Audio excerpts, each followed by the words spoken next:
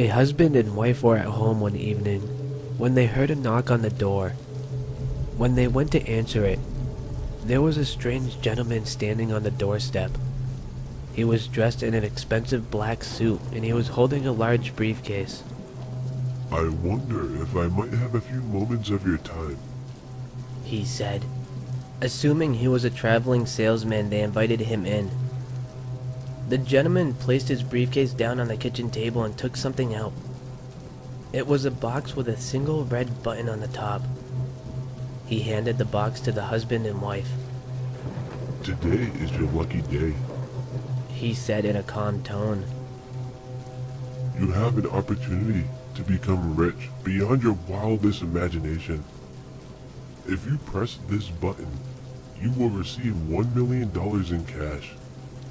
There's just one catch. Someone you don't know will die."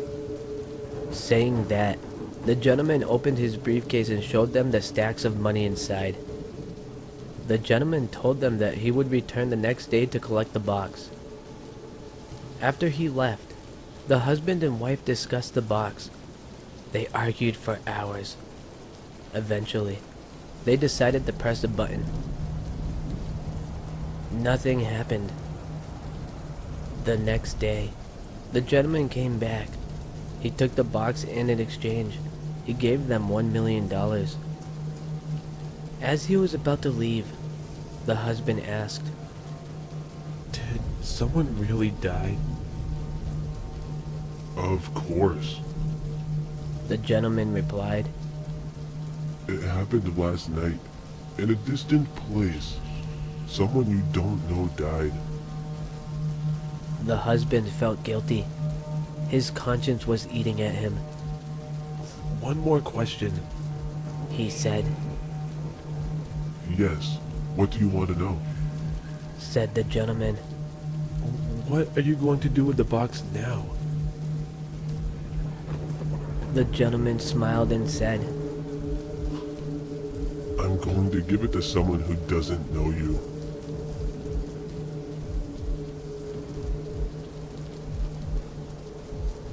It was a cold December night and I was just a kid. The stack of firewood was nearing the bottom and my grandmother knew it wouldn't last until morning. She asked my uncle to fetch some more from the mountains. My uncle took me with him and we drove off in his pickup truck. He chopped the wood and I stacked it as fast as I could. By the time we finished, the sun was setting and the bed of the pickup truck was half full. On the way home, the sun disappeared from the sky and it grew very dark. We were driving down a dirt road that led past the woods. I leaned my head against the window and watched the silhouettes of the trees race past as the stars twinkled above them. All of a sudden, I got the awful feeling like we were being watched. The hair on the back of my neck stood up and a chill ran down my spine. My uncle had a strange look on his face and he was staring directly ahead. Just then, I heard a tap on the window behind me. I started to turn around, but my uncle suddenly shouted, "Don't!" I completely froze. My heart started beating rapidly.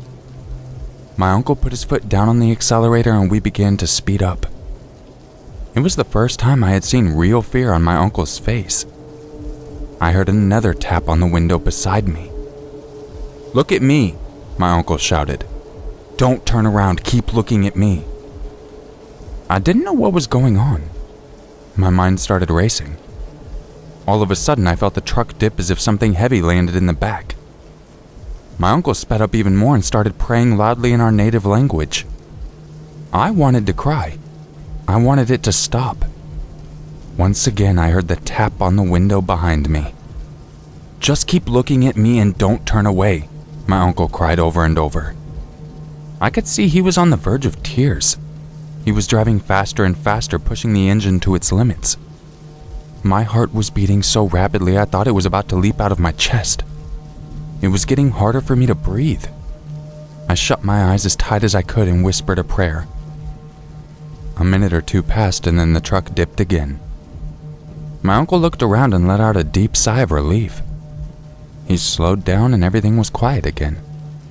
All I could hear was the drone of the truck's engine and the crunch of the gravel on the dirt road. My uncle looked at me and said, We'll have your father do a prayer in the morning so the evil will forget our faces.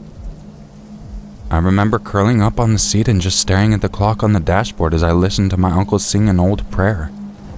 By the time we got back to my grandmother's house, I was almost asleep. My uncle carried me inside and put me to bed. To this day, my uncle has never talked about what happened that night.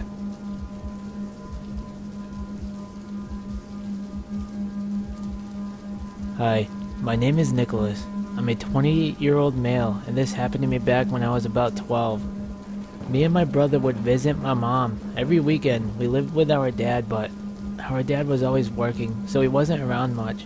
Anyway, me and my brother did enjoy being with our mom and sister. My sister lived with our mom at the time, not that it matters, but anyway. So one night, me and my brother, sister, and mom would shut off all the lights and sit in the living room and tell scary stories. It was definitely a routine of ours. Every weekend, we would do this, but it all stopped after this one night. We were just about to go to bed after telling stories, and that's when we heard a scratching noise on the ceiling. Now, my mom did live in the apartment building, but we were on the 3rd floor. No one lived above her, so we were a little wary about it. We decided to wave it off to maybe a squirrel or something that made its way up there. Anyway, I dozed off and I'm not sure how long for, but I woke up to my brother standing in front of me with a worried look on his face. So I'm starting to panic now. I asked him what he was doing and he just stood there, mumbling something. I couldn't quite hear it, but after a few moments, he started to calm down and he told me what had happened. I guess shortly after we all fell asleep, he got up because he felt a tickling sharp pain feeling in his back. He then started to hear that scratching noise coming from the bathroom. So before I say any more, we have one of those stand-up mirrors that are like 5 feet tall, and it's just outside the bathroom door in the kitchen. So this part horrified me to the bone. He said, as he was walking by the mirror, he could see an old man hunched over poking his back with his finger. My brother didn't know what to do, so he ran over to me, but in a panic he couldn't say anything out loud. So the next morning, we checked his back, and there was a small bruise. This never happened again. But we did still continue to go over there. I do believe that the house is haunted though.